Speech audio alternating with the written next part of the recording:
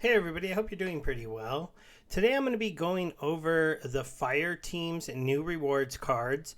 I'm going to be doing a series this week where I do one video for each one of the teams, and then maybe at the very end I'll do a video that kind of recaps everything in case they change any of the cards. We're starting with the Fire Team really just because fire's here, then we'll do water, earth, life, death, dragon, and we'll look at the neutral cards as well so that we can get some new cards going out coming in a couple weeks. Now, let's go ahead and focus in on the new rewards cards.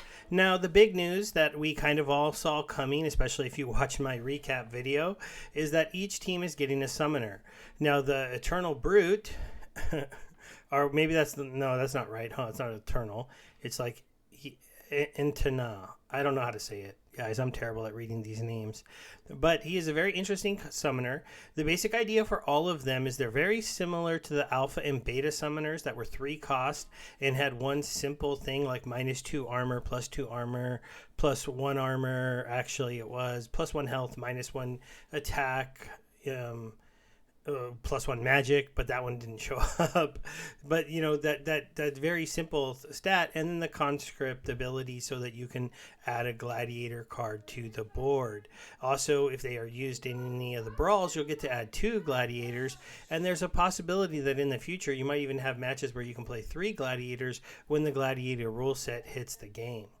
Now let's go ahead and look at one of the next cards. I mean, he's a basic, rare summoner, 115 to max out. Nothing really special other than that, and he is our first Lamator that aggro wanted to be put into the game. Okay, now we've got this here is our monster that has the weapons training ability, so that's pretty exciting to see. They put this one on the Fire Team on Reach, making this a very usable card. We'll talk about how this card's a bit of a replacement for an old records card that is very popular, and he also has reflection shield, making him just an absolute beast once you get him to level 6 here. This is an amazing legendary card. I mean, I'm not even going to joke. The Fire Team got hooked up on their legendaries compared to some of the other teams.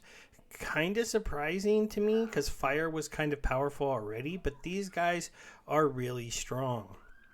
So this would be your second position player. All right, let's get into the next one here. Now you've got your theoretical tank of the Fire Team. So this is a very interesting card. He's 8 cost, 3 attack, 3 speed, 5 armor, 8 life. Always has protect. When you get him up into the gold levels, the gold levels, he picks up a repair, and then he picks up a shatter. Definitely a very interesting tank. Anytime a tank can repair himself, and he has a repair with theoretically this guy with this armor sitting behind him, taking no damage from blast anyway, so I'm not sure who's going to be hurting him. And then you have the weapons training ability, adding 3 additional damage to this guy. You could be sitting there at a nice round 6 attack. Now let's go ahead and get into the next card. Here you go. You got a back row archer with Martar. So this is a very interesting card because it has Fury, which is nice to cancel those strong taunt decks. And it picks that up in gold. It has Martyr right away. And then it has Snare. So these are just, solid abilities. 5 cost, 4 damage, 4 speed, 4 health, 4 for 5. Very decent common card here once you get it up to the max level. If you're running it down here at the lower levels, it still has the ability for you to put this card, as it is kind of low health, in a spot for an opportunity monster to come and kill it first and give a buff to 2 monsters. If you put it in, like, not your last position, but the position right after that strong that strong back row guy that we were just looking at over here, put it after the reach monster, the opportunity attacker will take him out and give this guy a +1/+1. That doesn't change his weapons training because it's half, I believe, rounded up. That's why I was saying +3, but still it gives him some additional stats. Plus, then you'll be able to put behind it, not necessarily this card. This is the other tank, the epic card, the Urda Fire. This is a very interesting taunting tank that has return fire, dodge, and a redemption while being a taunting tank. It has no attack, but if it was sitting behind, if it was your tank position and the reach monster was behind it, it would have 3 attack. It could also be behind the reach monster and have 3 attack, but that would only be in rule sets where you'd be going ahead and getting melee monsters can attack from anywhere, or opportunity rule set, or super sneak, in which case that this card becomes a very interesting monster to get onto the board. We did hear all the epics are going to be like this with no attack damage, which allows them to have 4 abilities, a good amount of armor, a good amount of life, and a good amount of speed. So this is a very interesting card. Now this card did get changed, but these are the current stats that are on the test server. I don't expect that it'll get changed again. Here's the card I was talking about that you could put after that other common card. So then this card would get a +1/+1 if he were to get there. And could you imagine if he gets a +1/+1 and he starts dealing 4 damage? He's got this life leech on him. He's got Dispel. We know that Dispel is much more important now because it can dispel some of these new abilities that we've gotten to the game and some of the old ones. And we have another monster with Oppress. Now, obviously, Oppress is important because everybody's getting an epic monster with no attack. And we know that Oppress works even if weapons training gives them some attack. Then we get the last legendary card of the team. It is a fire monster, 9 cost, 3 magic, rust, double striking for 3 at the highest level. Even double striking for 2 at level 1 is pretty ridiculous in bronze. And he gets blind and rust. So now, like, when you think about this lineup, you're going to have this summoner. You could theoretically have this reach monster. You can either go with the repairing shatter tank or with the urger fire tank if you want taunt. So you get 2 tank options. Then you get your opportunity or sneak monster counter.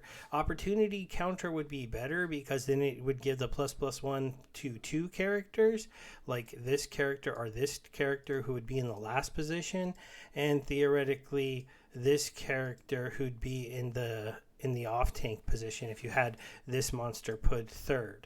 Then you get 2 fantastic archers.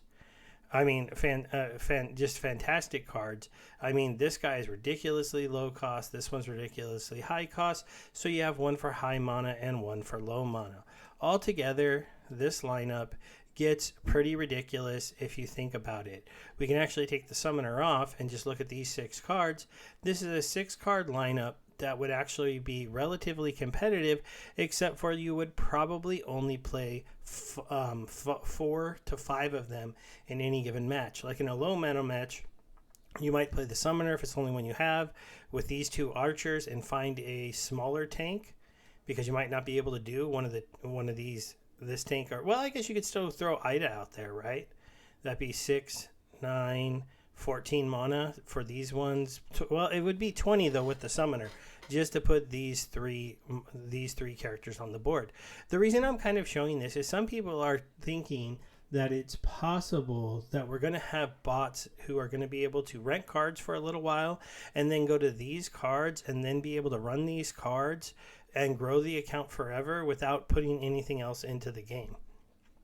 The first thing I'll say, anybody who's worried about that, understand that these are soulbound cards, and if they're not renting very high level cards, they're not going to get these to very competitive levels very early. And in a 20 match, as strong as in a 20 mana match, even if you did this card with these 2 cards, which would be 20 mana, that wouldn't really be that competitive. You would have a tank with no attack because you couldn't play your weapons training person. You'd have a little archer who's doing okay damage but has low life and could die very easily to an opportunity attacker, and you have another low life archer. It's not like the worst team I've ever heard of. On a 3 monster team for 20 mana, but it's not super competitive compared to what some of the other teams can do. You're still going to need cards to make these teams competitive, but like theoretically you could use, like, just quickly, if we go to all the cards, something like a Venari Heatsmith would be a low level tank that they could use. Obviously everybody can use some of the other cards. If we go into Chaos Legion and Untamed, that's where you kind of look at what other kind of options they have for, you know, lower level tanks than those 8 cost ones. Oh, and here's the one it replaces, Finis Rage. See, here's your Reach, Oppressed, Retaliate monster. Finis is absolutely amazing, but definitely... I'm overlooking him, and I'm having a hard time remembering these guys' names. The hero, the friction hero, is your new Reach big cost monster. Obviously, in high mana, you have Grum. I'm kind of looking... what are their gladiators? Well, here's a 4 cost kind of interesting thorny tank. If you actually had a high level Carnish, it's really important to look at the gladiator cards. Here you go. You've got a sneak monster, 2 really cheap kind of other cards. Then you've got the Gorith, not really cheap. He's 8 cost, and then you have Freya. Freya, it could be in the front row, or is it Fina? Sorry. Could be in the front row, but not really there. So you see, you're not, maybe the best like tank, middle range cost tank would be maybe throwing in Tusk the Wide, or you kind of have to go to Untamed so that you get the Lava Launcher as a tank, and you maybe also get the Ant Miners can be sneaky. Oh, the Antoid Platoon, that's the one I was forgetting about without including Untamed. So that gives you kind of an idea of the cards that you're going to need to have to play with this group of very powerful Soulbound cards. You're going to have to make sure that you have some Gladiators, because you're not going to want to give up that cost if you can't get one of these Gladiators on the board. If we look at just the Gladiators for fire, and what we'll do is we'll throw in neutral, you know, there's definitely some interesting cards. You're probably not going to want Chimney Wall Stomp because you really have that great weapons trainer, a Reach monster, but something that might not be super clear. It doesn't only go with the 6-drop epic, it goes right here with Carnish. So you can now go 6/4, and then you have a little bit more mana, and then, or if you don't want to use Carnish because you are going to use the 6-drop, then maybe in like a 22 match mana or a 23 match mana, you can run those 3 monsters and add in Saurus, or 22 add in or Dello, and then you've got kind of a little bit of extra firepower in that lineup. I still don't think that lineup beats like the really good life, like current low-level mana deck, or the good water low-level mana. So this is where I'm seeing, like in that 20 mana zone, you would have a real hard time competing with just the Soulbound cards.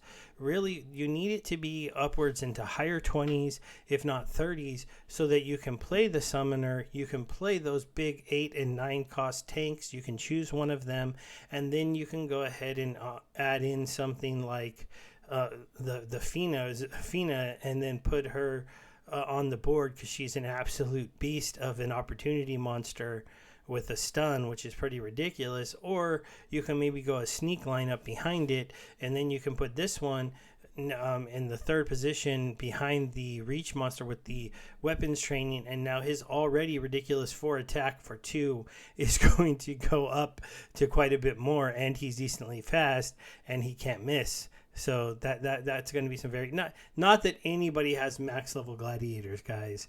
So maybe you should really, before we sound like you can make Ordello just be ridiculous, you probably have him somewhere around here, where he's still, not terrible. He still has 3 attack, he's still sneak, and he's still 3/3. So add another 3 on top from weapons training. Now he's at 6 for 2.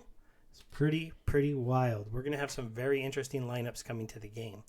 All right, guys, just quickly, because the rewards summoners of the new rewards cards, the Clockwork Aid. I think I missed that one. This one is an interesting 4-cost front row tank. As you can see, I just want to touch base on these.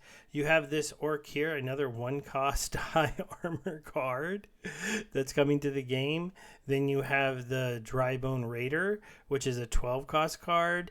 You have a nice little 3-cost archer here with Mardar. This one is actually similar to the card we just went over on fire. And I think that's it. Is that it for the neutrals? Oh no, I missed this one here, the Goblin Bomber. So 1, 2, 3, 4, 5. There's no other ones, right? No. So, interesting. Not a tank and neutral that I can see. Not one that would replace the 8 cost. You know, there isn't like a good 3 cost tank card here that you could see somebody trying to run on a really low bot deck. All right, guys. I hope you liked this quick review of the fire monsters. Sorry, I was going to bring them back up, but I think I accidentally closed them.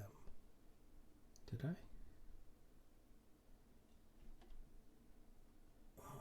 Yes, I did. Let me open them back up. Boom, boom, boom, boom, boom, boom. So once again, we'll just end it with, yes, these cards are pretty powerful. They are definitely going to make an impact into the game, but I can't really see you forcing a lot of them into one match unless the mana is over 30. I mean, right here, you're talking about 6. If you use either of the tanks, you're at 14. If you go ahead and throw in this guy, you're at 17. If you throw in the fire caller, you're at 22. That's only 3 monsters, 3 positions out of the board. If you wanted to add either of, if you wanted to add this one right here, you're talking about pushing yourself all the way up past 30, and now you've still only played 1, 2, 3, 4 monsters on the board. You still have to pick one of those big gladiators of the fire team. So these guys become really, like, the ability to run them as an entire team only really comes into play when you get into the whole meta. Now, when you look at these cards with the current summoners, so Yasik, to make them scattershot, which doesn't really help here on the one where you're wanting to hit the top monster with Fury. Scattershot on double shot is actually kind of good because you might, and kind of bad. It depends. Would you maybe want to concentrate and take a double hit on a monster? Does not apply here, does not apply here. On here, I think it's also not good. So it's interesting to see that the 3 ranged monsters don't work so well with Yasik, who is the newer legendary summoner. They actually are all excellent for Jotun. I mean, Jotun gets 2 more mages that he can fit in that are 5 and 4 cost and deal good damage. And on a Jotun Magin deck, you get a double striking mage that is going to be doing blast damage when he attacks. So it's kind of interesting. They seem to have buffed Jotun, not so much Yasik. But then when you look at Yasik on this team, the speeds get kind of ridiculous. This guy would have 5 speed. This guy would have 5 speed. So you could have a little combo here. Like if you could do in a high mana match, 40-50, if you do Yasik with this guy, and then you put in this one with some of the other low mana fire cards, it could be pretty competitive, especially if you add in one of the low cost mana gladiators. We're going to end it there. Sorry it got a little bit maybe long-winded at the end. Hopefully learn as these go, and feel free to give me some feedback on this one. Bye.